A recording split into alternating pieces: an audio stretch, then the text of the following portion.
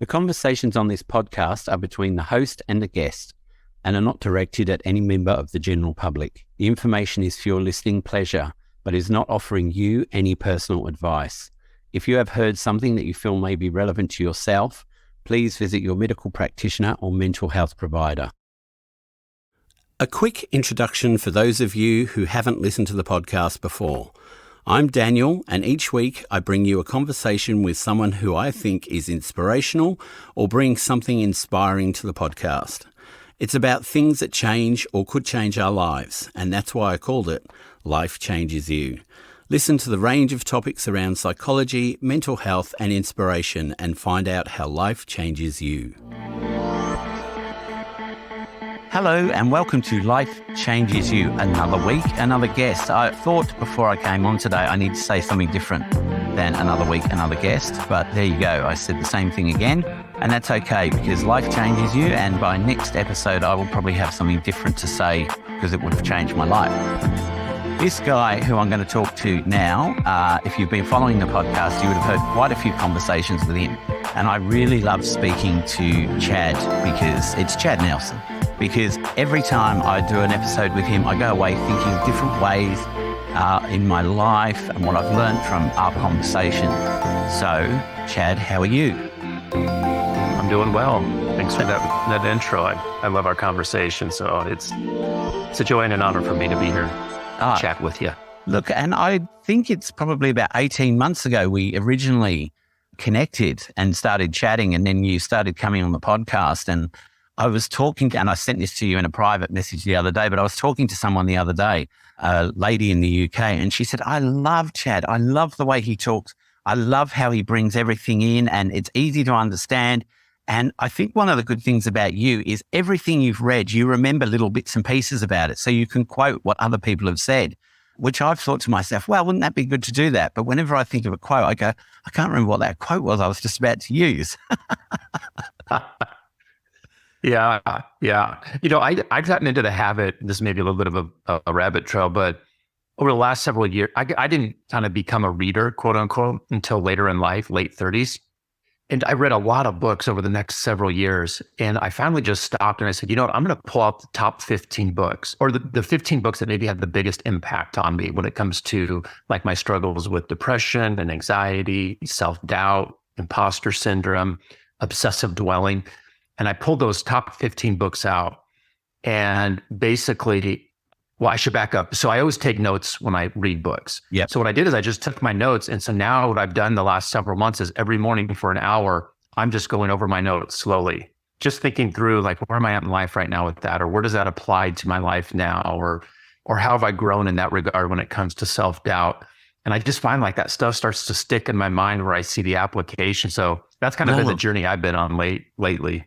Well, that's amazing. And look, I mean, I wouldn't have thought of that. I read quite a few books and I never think to go back. Sometimes I put a Post-it note on a page where I think there's something really important.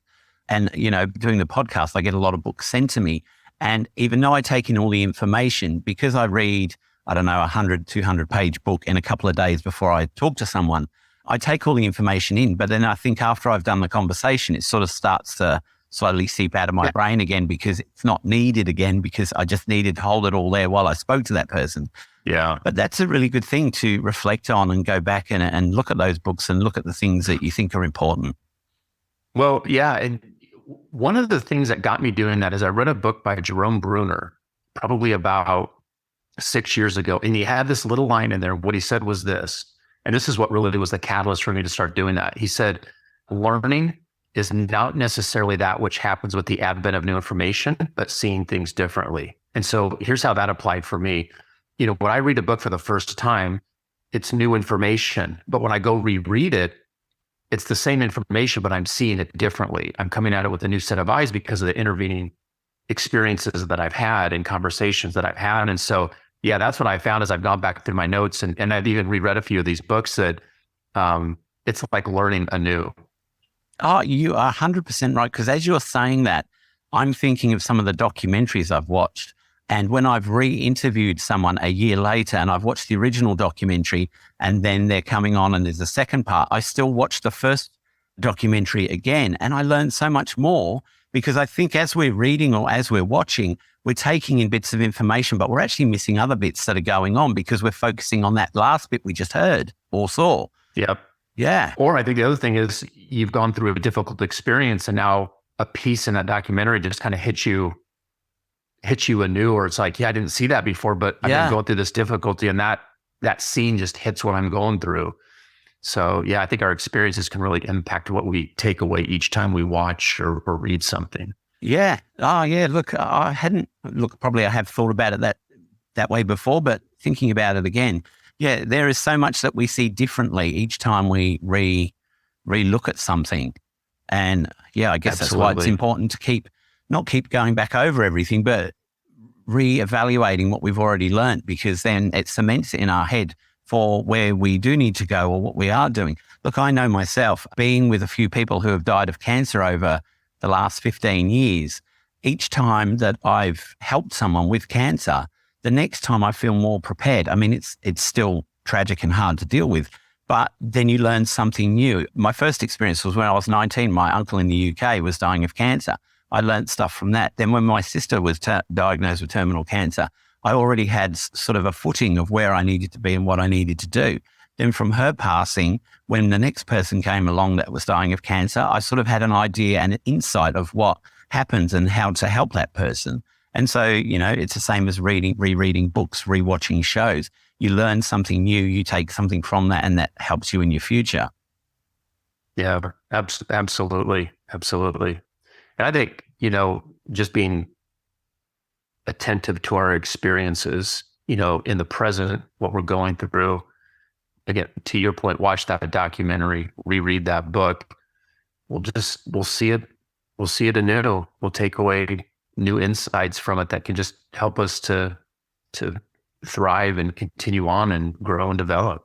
And it's really hard to do that though, isn't it? Be in the moment, be in that present moment and just focus on what's happening then, because we're always bringing in past things and future things that we want to do. Yeah. I think you make a good point though, like just being present in the moment. I've heard it said, be present, because we may need it when it's the past. And, when we're present to that documentary we're watching, that conversation we're having with someone, when we're present to what we're reading in a book, the moment that present passes into the past, we may need to go grab it as we are helping talk to that person who's going through cancer or going through our own difficulties. So yeah, the present is so important. And look, with the present moment, what I find one of the hardest things people struggle with is actually listening to the conversation that they're having at that time, because they're thinking of what they're going to reply with, or is that affecting them? And so many different nuances come into your head about what the conversation is happening, that you actually only take a small part away from that conversation, and then you're ready to make your answer. Absolutely. Yeah. And if we want to be understood, let us understand the other. Exactly. And I know that's the thing I love about our conversations, that I always feel like there's this kind of give and take of seeking to understand each other and then contribute to the conversation, seek to understand and contribute. And so I think that's one of the things that just make it enjoyable to hop on and chat with you. Well, look, what I was just thinking while I was giving you my full attention, while I was listening to you, I was remembering back to one of the past podcasts where we actually had to pause it because I was so intentionally listening to what you were saying that you stopped talking and I had nothing to say because I was just so intent on what you were saying. It was like, wow, this is amazing. And then you stopped talking and I was like, oh my God, I need to say something here. I don't know what to say because I was just really listening. I remember that. Yeah. But that's just the effort to understand. And man, I don't know. I think it's great. Yeah, it was good. And I realized then that I was listening so intently at what you were saying. It was so important that I got it all in my head. And then you stopped and I was like, oh my God, where am I? I don't know what to say. We had to pause because I had to recollect my thoughts so that I could answer what you just said. So today we're going to focusing on potential. And I guess that's something that eludes a lot of us, doesn't it? I think it does. I know you had reached out to me here a few days ago from a post I put up on Instagram where I mentioned pizza. And if it's okay, maybe I'll just use that as a jumping off point for that and just get into a story with it. But, I kind of look at it as two ends of a spectrum of scarcity or potential. Are we focused on what's scarce in our life, or are we focused on maybe not abundance, but our potential? Or if we want to bring the word abundance into it, the abundance of our potential. We can change the world if possible, but we can change ourselves if necessary. So we have the potential to change. And the point with that Instagram post was, you order a medium Domino's pizza, you eat one piece. Are you looking at it as though, oh, I have one less piece of pizza? Or are you looking at it as, I still have 5 pieces of pizza? Yeah. And so that's more the kind of this idea of abundance or the potential mindset. And so when you get to where the rubber meets the road, back when I was early in my leadership career, so 20 plus years ago, I remember I would look at other leaders who were successful in the area I was working in. And one thing I noticed is like a lot of them were extroverted and outgoing and talkative. And I wasn't necessarily that way. My tendency is typically more introversion, maybe a little bit more shy and reserved. And so really, I began to just obsessively focus on trying to be extroverted and outgoing and talkative, especially because I was in business development at the time. And as I reflect back on that, I didn't see this for many, many years. But as I've just done reading and reflecting and rereading, as we talked about, one of the things I look back on at the time is I was focused on scarcity, on my weaknesses, on what I did not have, namely extroversion, an extroverted tendency and outgoingness, et cetera. And the consequence of that was is that as a leader, I was leading a team at that time. I was not appropriately putting my attention on them and their growth and development. I was so focused on trying to overcome my own weaknesses or my own scarcity. But, Robert Greene has this line that I love, and he says, when we learn to both love and appreciate our strengths and our weaknesses, we can more easily direct our attention to others. And when I started to step into that, to say, okay, as a human being, I am able to put on some degree of like outgoingness, extroversion. We're not static beings, we're dynamic. So it's not that I can't put on some of that, but what if I actually focus on, number one, knowing my strengths, 2, developing my strengths, and 3, leveraging my strengths for the good of the team I was leading. When I started to step into that potential, like it was not a small change, I'll put it that way. Right. So it was a huge help. So when we talk about potential, that's what I'm talking about. Potential with what is our tendency, what are our strengths, and are we so focused on trying to overcome our weaknesses or stepping into knowing, developing, and using those strengths? So with strengths and weaknesses, how do you think that most people see themselves? Because I would imagine there would be some people out there that go, oh, I don't have any weaknesses. I'm brilliant at everything I do. So they're focused on their strengths.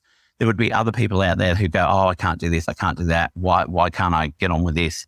Are there many people in the middle that are quite balanced and understand their strengths and weaknesses?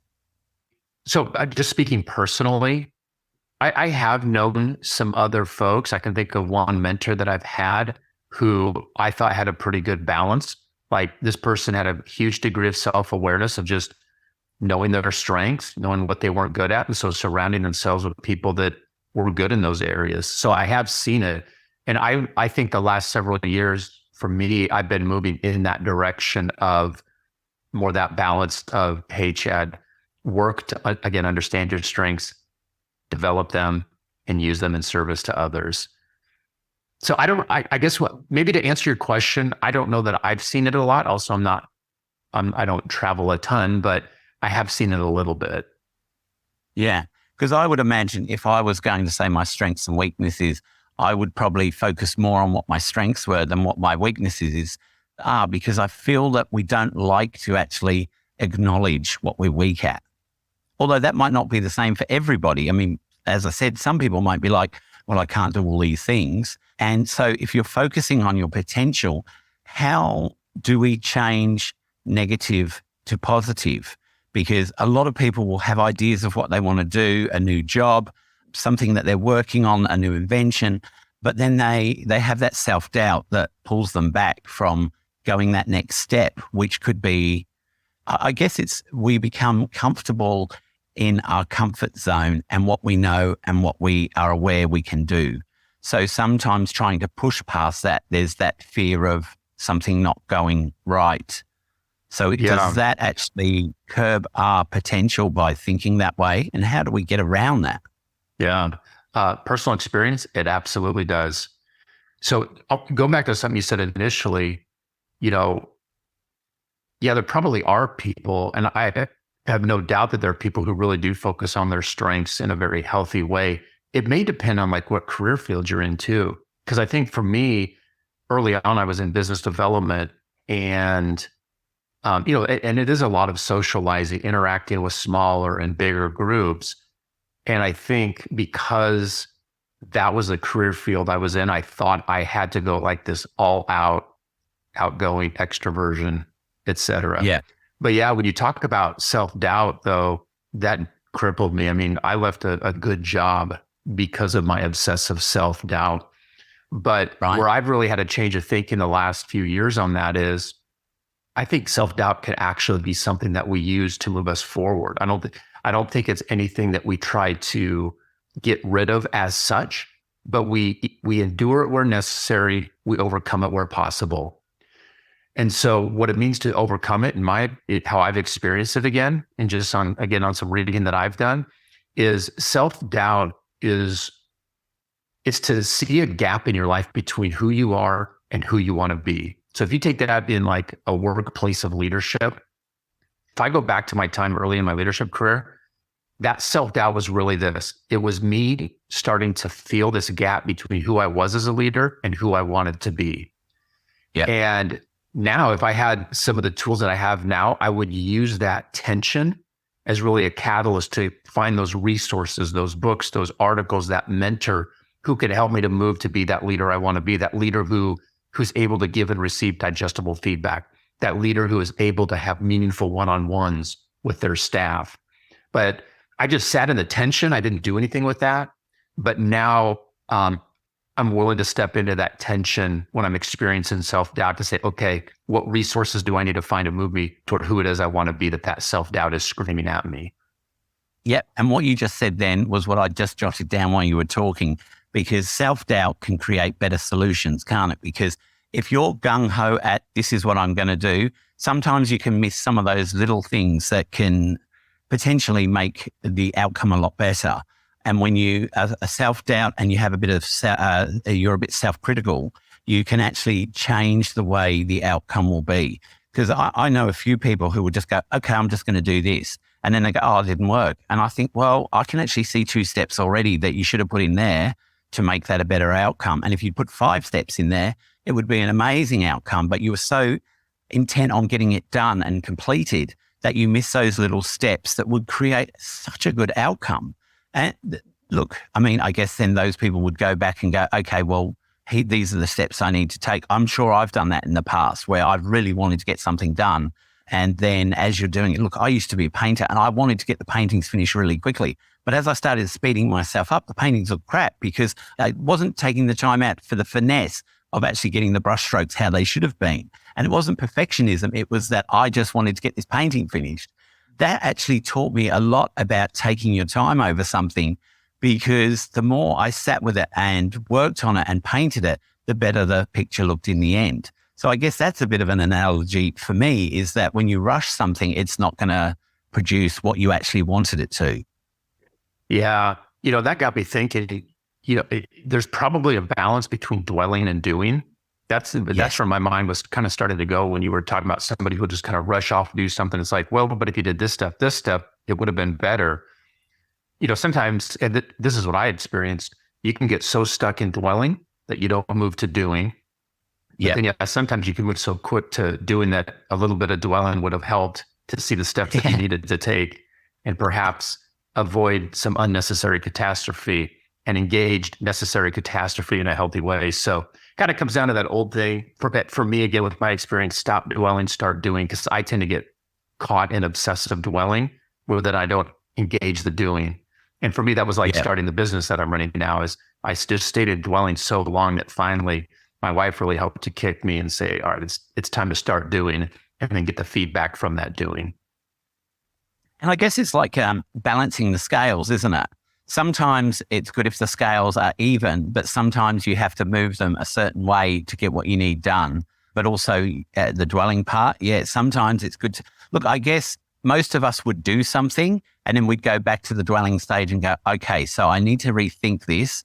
What are the things that can balance this scale better for me? And then you go back and you might try again and it's still not be perfect, but then you go back and you rethink what you were doing. And so I guess we can all find our own answers by taking the time to sit back and go, okay, what went wrong?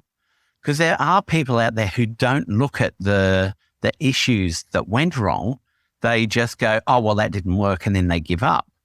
Yeah. And that's then cutting off their potential, isn't it? Because if you spend a bit of time rethinking what you've done, you will find that your potential is a lot higher than what you thought and it's self-belief, isn't it? There's so many things in creating your own potential. Self-belief, I think, is one of them. If you believe you can do it, you can do it. Now, if you ask me as a handyman, 10 years ago, I was great at doing handyman stuff. As I've got older, I'm not as good as I used to be. But I guess if I practiced it, I would be a lot better at what I'm doing. Now, if I've got a handyman thing to do, I just want it done because I don't want to think about it. It's annoying me. It's making me sit there and procrastinate over how am I going to do this? And, someone said to me the other week, just watch a YouTube video. And I went, oh, why didn't I think of that? When you watch a YouTube video, it shows you step by step how to do it. And it's simple. Yeah. And I don't know if that's something with age. As you get older, you think, oh, maybe I can't do that. There's some things that I think I'm brilliant at. And other things I think, oh, God, I really need to learn how to do that. Yeah.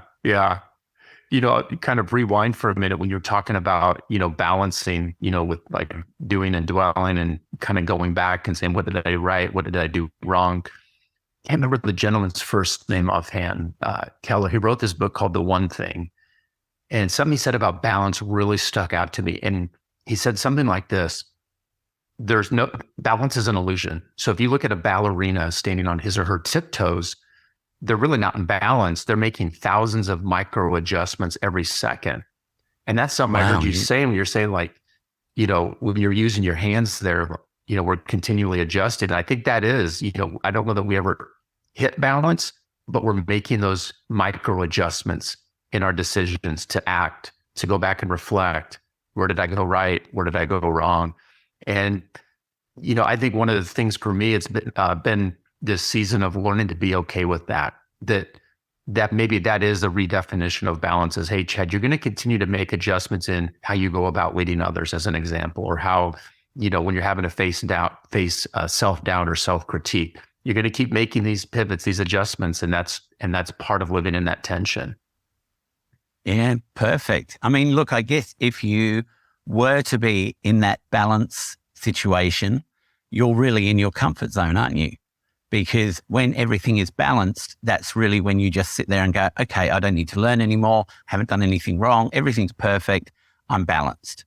But we always need it to balance either way, because then we need to rethink things. Then we need to put them into action. So to be in balance probably is our comfort zone.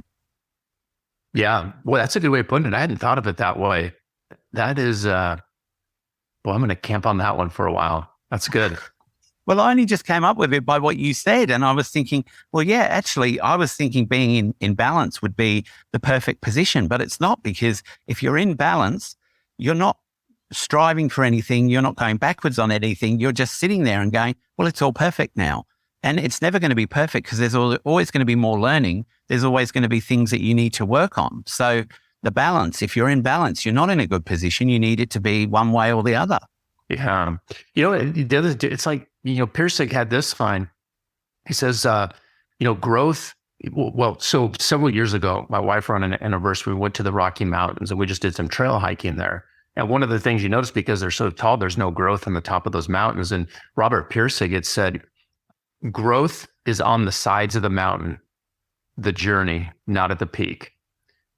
And I think of that like metaphor for life. It's the continual striving is where growth is at. So again, if we rethink balance as we're continuing to making these micro adjustments in our life, that golly, that's where the growth is going to be at as we make those adjustments.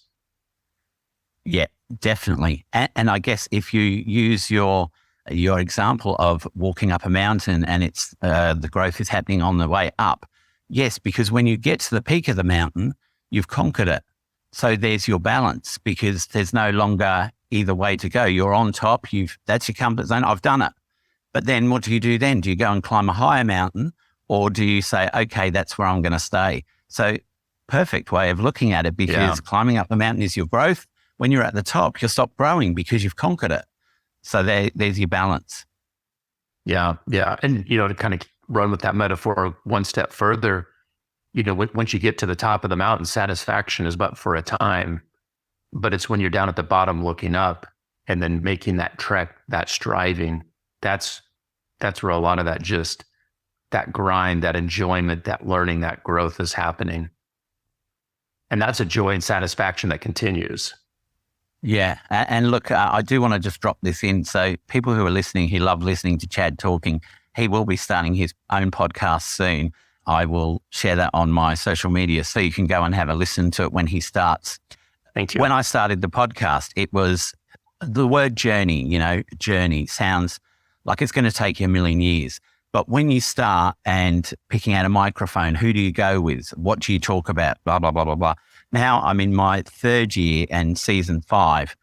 I can reflect back and see how much work went into putting that together, especially that first year, where I think the first season went for about 90 episodes, because I just didn't want to stop, because I thought if I stop, people might not listen anymore.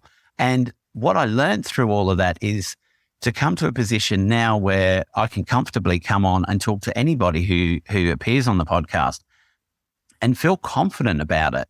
There are those little butterflies you get 5 minutes before you start talking to someone. Even when I talk to you, I know you well, but, because it's like, oh, what are we going to discuss? Look, the seeds of doubt come in. Will I be able to keep up with what Chad's going to talk about? Will I be able to analyze what he's talking about? Will we make a great conversation? There's all those little things which I guess are pulling away from my potential, because if I look back on the conversations we've always had great interactive conversations, but you still have those seeds of doubt when you start again, don't you? And I'm 3 years in. In November, it'll be 4 years since I started the podcast. Yeah. Yeah. And again, I think kind of going back to just rethinking some of those feelings, it's like we can use that emotion to move us to act, to move us forward. Just like, I know we've talked about this in a previous episode, but just grabbing the energy that's in that emotion that's expressing itself as butterflies in the stomach. And we can really grab that to move us forward to act rather than to withdraw and, cancel the conversation, for example. And so that could be quite liberating, I found, is grabbing that energy and that emotion. Yeah. And look, some of the people I've spoken to, people have said, how did you get that person? How did you start a conversation with them? How was it on the podcast? Did you feel inferior? And, I reach out to lots of different people. I hate the word reach out. I connect with a lot of people. And, some people come back, some people don't. And I've had more people come back and say, yes, I want to be on, than who've said no. And when they do come on, it's the butterflies before. Like I just said to you, am I going to know how to analyze this conversation? Am I going to enjoy what we're talking about? Am I going to know what Chad's talking about? It's the same with every guest. You have those first nerves before you start. And I guess that's a good thing, because it puts it in your head of the perspective of, well, you've done so many podcasts. I think you'll be close to the 200th episode. So self-doubt, focusing on the potential. Yeah.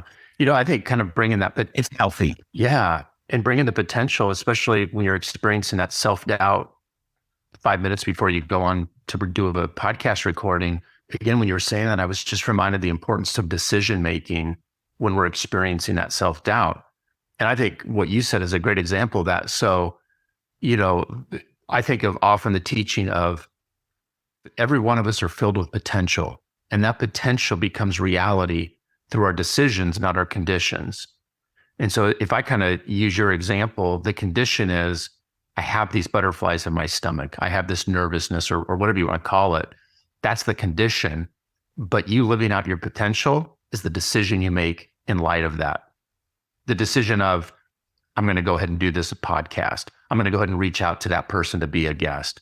So we reach our potential not so much in the conditions of what we're feeling or experiencing, but in the decisions we make in light of those conditions. And I think if we were to look back, say 30, 40 years ago, where people took a job and stayed in their job till they were 65 and retired, got their gold watch. I mean, we are now more in a society where we have to adapt and change, aren't we? There are so many differences from when, I mean, look, there's no such thing, I don't think, anymore as staying in a job for those 40, 45 years, because the companies are always looking for someone with new ideas or is better placed than you. And in this day and age, we're living in an environment where change is inevitable, because you have to keep, it's almost like being a chameleon. You need to adapt to your surroundings or change your surroundings to get further. Do you sort of know what I mean? Yeah, I think, part of that you were saying about, like, as a person gets older and, they may, at age 55, they lose their job. And so now they just got to go find something to pay the bills. And now maybe they find themselves on a factory line, and it's so different from what they were doing. They just don't see any potential for them to grow in that, whether it's getting a promotion or just themselves personally. They don't find any way to just grow and develop themselves. But what I would say is there's still potential for them to live out as they're putting widgets together on that factory line. The potential could be in them growing their mindset to build relationships with other factory workers on that line, and encouraging them, because maybe some of them are just there to just clock in their hours for the day, get the paycheck and go. But you can begin building relationships with them and helping them to find meaning and potential in that work. And some of that may be, hey, when we put this widget together and it goes on that car, just think what that means to that family that's taken that cross-country vacation. And so they're kind of picturing what we're doing, how it benefits others. And that can really kind of spur on some just people stepping into their potential of having a measure of understanding and excitement about what they're doing, what it means for the person that's buying their product. I was visiting with someone here not too long ago. They work at a McDonald's, and they were having this struggle about just, like, they're really not able to step into their potential doing the work. And, just some of their other coworkers are typically negative and complaining in that environment. And so one of the things I challenged them with was this, think about, what if you just had this top-notch customer service where you were greeting people right away, you were thanking them for their business, you were wishing them a happy day. Maybe you were finding one quick thing out about their life in the drive-thru, whatever that is. Imagine your potential you're stepping into and modeling that for everybody else there who's complaining. And maybe you'll change one person 4 years down the road when they're into another job. They're like, I remember when he was doing that at the drive-thru, And so some of this thinking through, like, just those with whom you work, how can you positively benefit them, even if it is in a job that you don't care for? Wow, that's brilliant. Look, I hadn't thought about it like that. And I guess as they're talking to each other, they're spreading potential, aren't they? Because people are becoming aware of what their potential could be, whereas they were thinking, look, I'm just working in a factory, I'm never going to change anything. Yeah. Yeah, look, I've never thought of it like that before. The factory worker being able to spread potential and to encourage other people. And I guess it is just that little seed of change, of changing your self-doubt, of making you look at things in a better way than to just be, I just work in McDonald's or I just work in a factory. And those people who are working in a factory could go on to become a foreman, to become a manager, to become something else. Yeah. So there is always potential, isn't there? I guess it's just how you look at finding that potential. Yeah. And I think, one thing that I have found helpful, and I've talked to some other people about this, is especially if you're in a job that you don't like, whether it could be the work itself, maybe it's the people you work with, maybe it's your boss, is to think of your work as a game of learning. It's your game of learning. You own this game. And everybody in your game of learning is an ally to your learning. Even those who maybe are against you, you have a coworker who just doesn't like you, they're against you. They're still an ally to your learning, because they can teach you something about yourself, how you come across to them. They could teach you something about them, and they could even teach you something about your work environment. And so again, I think if we're in a job we don't like, but we just don't see that we can live out our potential, engage it as a game of learning to see what you can learn about yourself, other people, or maybe your boss. And I've actually have done that years ago when I was in a job where I was really struggling. I started to engage it that way, and golly, it was a game changer for me. And I just started journaling a ton in the mornings and the evenings about what I was learning in that environment. And it was just a huge encouragement to me. And I think it really helped me to step into my potential as a leader with where I'm at now. Not that I don't have room to grow, but it helped me to step more into that potential when I started to see it that way, to see what could I learn from where I'm at right now. And to be honest with you, some of that was like, okay, what I think this is an unhealthy environment where I'm at right now. I don't have any options of getting out of it right now. So I just need to take some notes about what an unhealthy environment looks like, so that if I ever get out of this, like, I've got some lessons I'm taking with me. Because, ultimately, it's been said, experience is a farce. It's what we learn that matters. And so, again, I could have 15 years of leadership experience, but if all that experience did was reinforce unkindness, lack of humility, and rudeness, then that experience is all for naught. But if we engage our experience to see what there is to learn, we can take that learning into relationships with our coworkers, our spouse, our friends, et cetera. Wonderful. That's really good. Yeah, look, that's left me a bit stunned by what you said, because, I never think of it in that way. And wow, that's amazing, mate. Yeah. Some people can stay in a job and hate it. And if they never learn from their experience, then they do stay the same, don't they? They stay stuck. Yeah. And maybe even get worse. Maybe they start to descend into that whining, moaning, and complaining. Because, another thing, I think we've talked about this in previous episodes, so sorry if it's a little redundant, but, you think of your attitude in that. Not always, but I see it as an unhealthy attitude in, say, a work environment, for example. It is blaming, moaning, and complaining. But a healthy attitude allows us, to face a difficult situation, to our attitude determines whether we learn from it or languish in that difficulty. But if we have a healthy attitude, it'll help us to move forward to what it is we want to accomplish and who it is we want to be. So even if we're stuck in that particular job, a healthy attitude can help us to step into learning what there is to learn about, again, ourselves, the other person, or our environment. And so putting on a healthy attitude is huge. And healthy attitude doesn't mean like, you just paint a smile on your face and, yell hoorah when you walk in the door. But a healthy attitude is one that allows you to learn in the midst of it, in the midst of that difficulty. Yeah, that's brilliant. And I'm glad you clarified that, because otherwise we could be going into toxic positivity. Yep, exactly. Yep. Chad, as always, brilliant conversation, really interesting, really made me think about a lot of different things. And I guess in my own head, sort things out, because you just bring so much to the table every time we talk. It's amazing. I hope the listeners get as much out of it as what I did, and thanks, as much as you did. Yeah, great to have you back on. If you're not following Chad, follow him on Facebook and Instagram. I know you have a website as well. Is that Teal Conversations.com? Teal Conversations. Yep. So make sure you follow Chad, and when his podcast is released, I will do an update on Instagram so you can go and have a listen to him talk solo. I hope you enjoyed this conversation. Chad, as always, thank you so much for giving me your time. It was an abundance of potential has been unlocked in me. Thank you. I've enjoyed it. Thank you, Daniel. It's always a joy. All right, no worries. You take care. Bye-bye. Bye-bye. Well, that was another episode of Life Changes You. If you liked it, please share it with your friends and share on social media and subscribe. Remember, you can follow us on Instagram and watch live conversations on Wednesdays and get daily updates. You can also follow the YouTube channel and watch live conversations and listen to the podcast from there. Keep sending in your emails and messages, as I love reading them and interacting with you, and I'll always respond to you. So until next week, take care of yourselves and each other.